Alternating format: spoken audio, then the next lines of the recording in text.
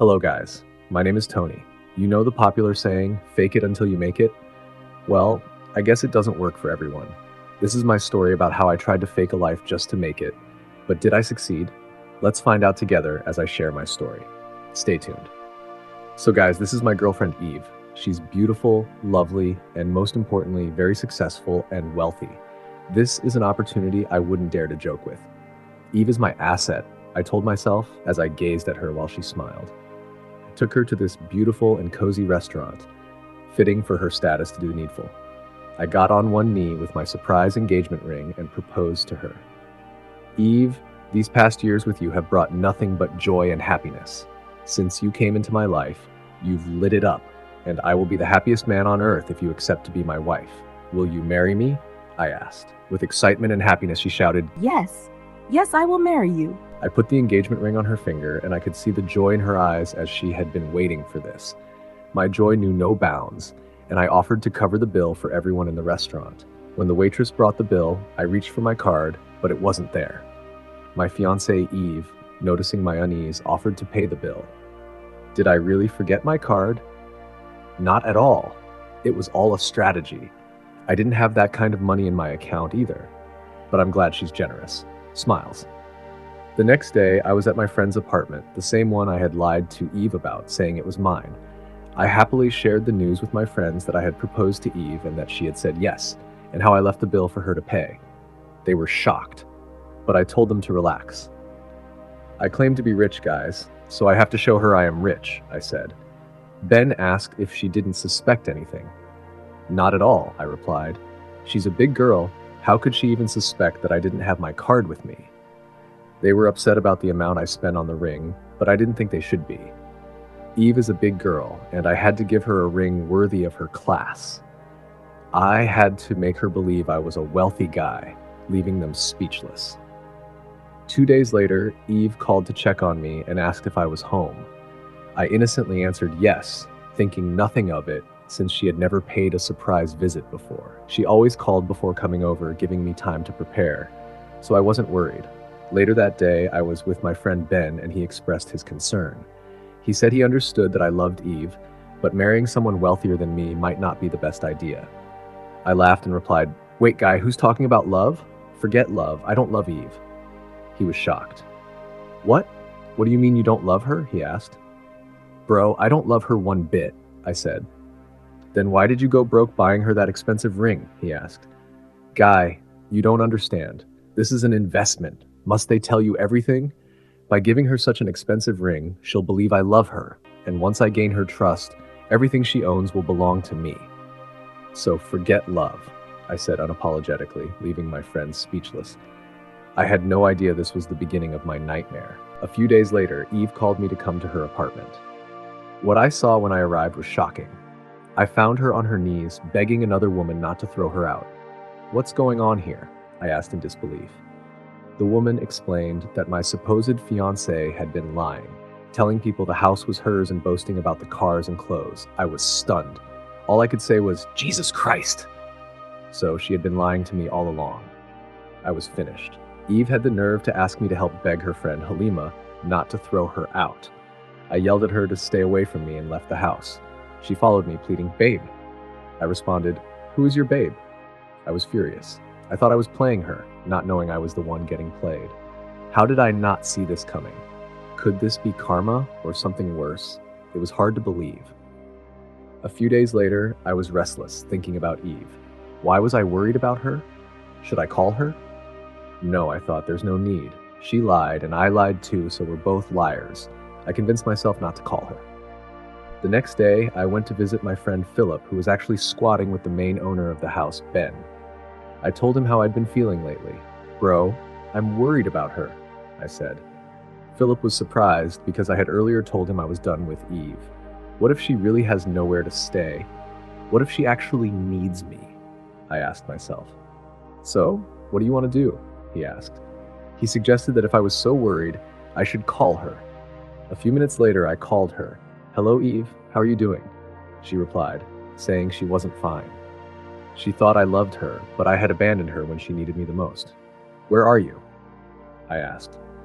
She said she was at her friend's house trying to ask for forgiveness, but her friend wouldn't listen. I told her to wait for me at the junction and ended the call. Later that day, I met Eve at the junction. She was surprised to see me without a car. "Where did you sleep last night?" I asked. She said she stayed at a friend's house, but Halima had called all her friends and told them not to accommodate her. "Well, that's because you wronged her," I replied. "Anyway, let's go to my house." She was so excited and quickly hugged me. When we got to my compound, she was shocked. Where are we going? "My house," I replied. Surprised, she asked How? To avoid more questions, I told her there was a dog where she was standing and she hurried along. When we got inside, she was in disbelief. She asked, Where is your house? I replied, "That house belongs to Ben. If you didn't know, now you do. This is my house." She asked if she could get something to eat. I replied, "I still don't understand all this English you're speaking. Everything has already been exposed. You know who I am, and I know who you are. But anyway, food is one thing I can still afford." Afterward, I went out. She then said she needed to take a bath, so I showed her the bathroom. She complained. So you expect me to use that water to bath? I replied, "If the water isn't enough for you, go fetch some." She snapped, saying she doesn't fetch water. Gosh, she complains too much. I told her to stop complaining because she wasn't better than me, and I left. A few minutes later, I gave her a meal and she asked, What is this? I told you I want fried rice and chicken, so? I said, "Oh, really? I think it's under the rice." She kept complaining about the food. Later that night, I tried to sleep on the bed, but Eve stopped me. She told me not to sleep on the bed and put a pillow in the middle to stop my body from touching hers. Seriously, she was incredible. The next day, as I was preparing to go out for work, she asked for breakfast. Surprised, I just looked at her and left without a word.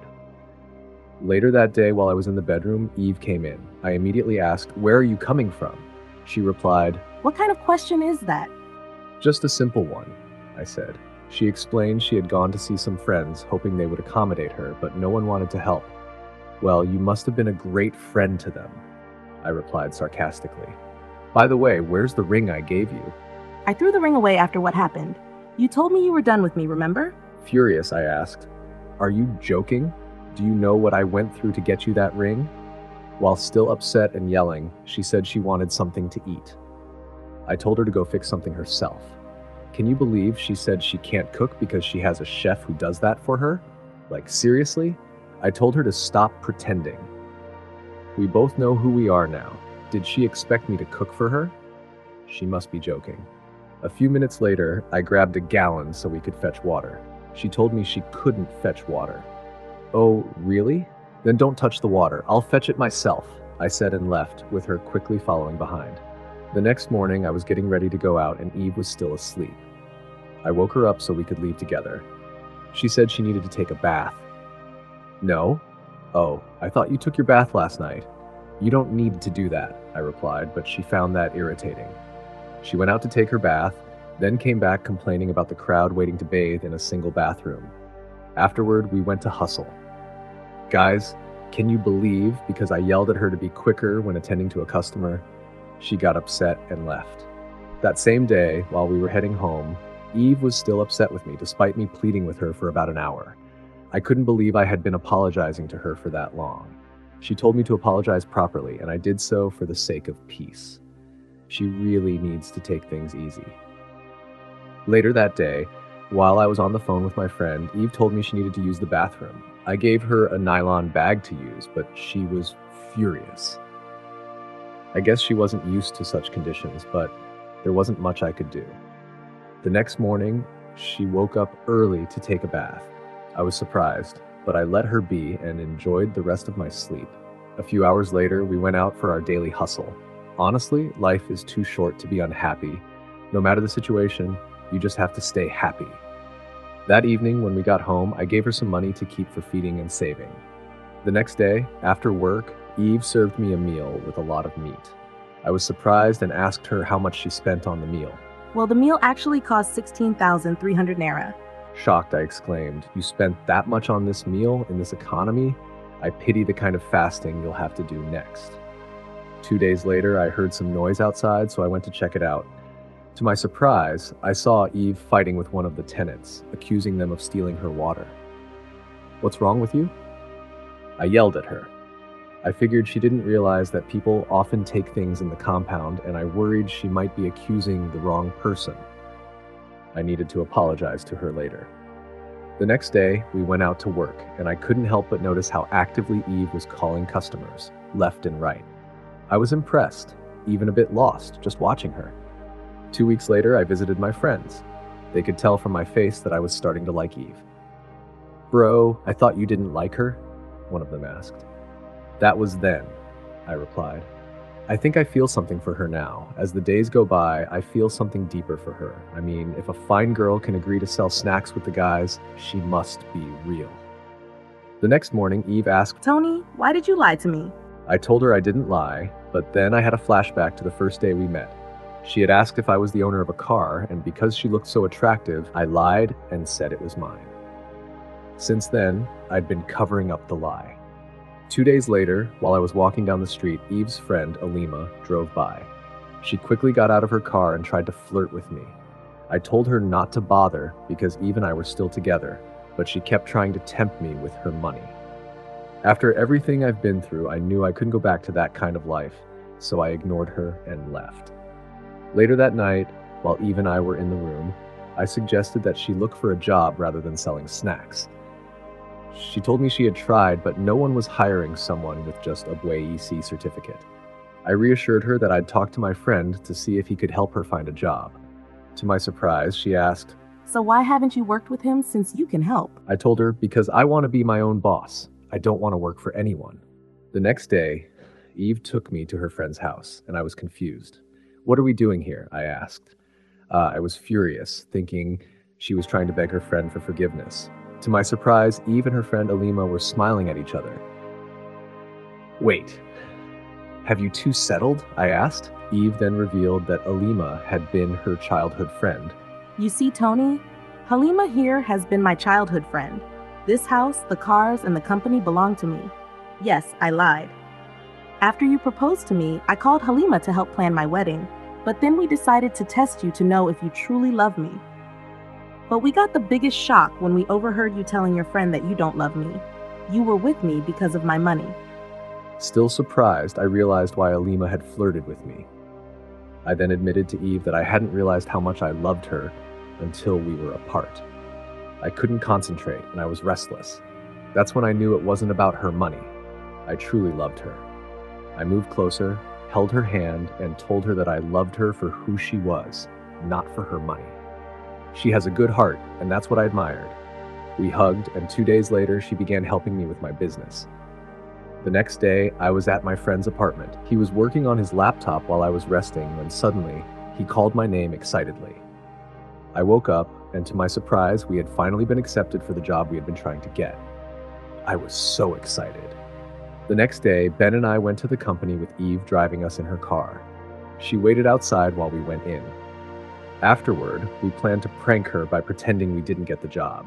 When she saw our serious faces, she grew worried. But we suddenly shouted, "We did it!" and hugged each other. We were all excited as we got back into the car. 2 weeks later, I went to Eve's house, and when she came downstairs, I got down on one knee. She was surprised and asked, "What are you doing?" I told her that, at first, I wasn't sure how I felt about us, but now I knew what I wanted. "I love you, Eve. Please, may I have the ring? I had never been happier in my life." "Will you marry me?" I asked. She said yes, and I placed the ring on her finger. We hugged, both filled with joy. So, the truth is, it pays to be real. Pretending to be someone you're not will only cause problems and won't take you far in life. Don't fake it until you make it. Be true to yourself until you become who you're meant to be. What did you learn from my story, guys? Share your thoughts in the comments section. Thanks for watching, everyone. Please subscribe to this channel for more interesting and up-to-date Jirian movie content. See you next time.